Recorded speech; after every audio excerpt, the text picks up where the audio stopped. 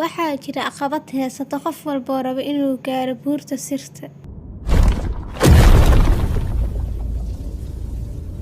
balse ma fahansano faa'iidada ay leedahay midaas. Hana iyo aniga wayna haysataa caqabadaas, balse waxaa soo helnay awoodda saxda ee buurta sirta.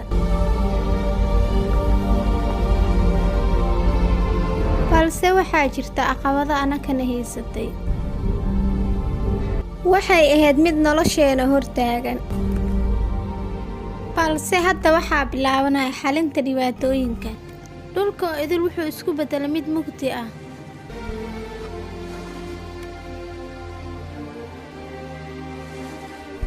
Hana waxay u baxday inay raadiso wax lagu badbaadiyo xaafadeena.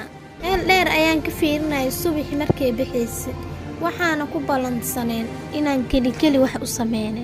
anigana ballantaas waan oofin waayay, waxaana ku khasbanaaday inaan ka baxo. sababtoo ah wax walba way burbureen, waxayna u baahneyd in la badbaadiyo.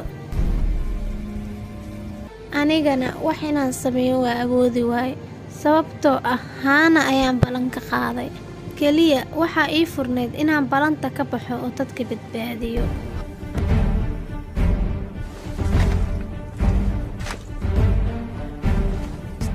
marka waxaan bilaabay dhismaha.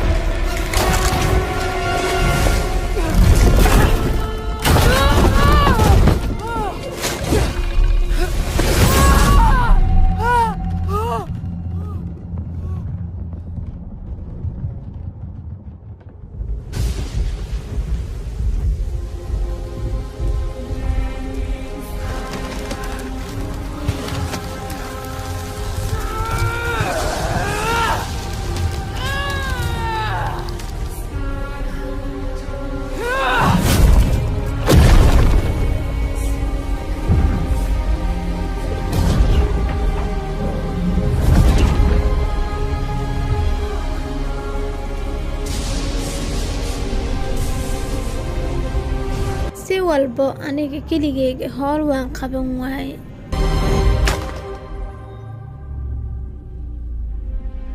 Aatada ee dadka ku jireen ayaa ay ilowsiisay aniga iyo iyada balantaa wada kalnay. dareenkaas ayaa indhaha i tiri, anigana uma maleynayo inay ayada i cafinayso. adiga qof inaad badbaadisid ayaa isku dayday, midaasna ma aha qalad aad gashay. Hanaani way ogtahay ayada adiga inaad adag tahay, wax walbana ay qabanaysid. xitaa haddii aad balanta uga baxday, waxay ahayd inaad ku fikirtid keligaaga inaad wax qaban karin. awood walba haddii leedahay keligaaga wax ma qaban kartid.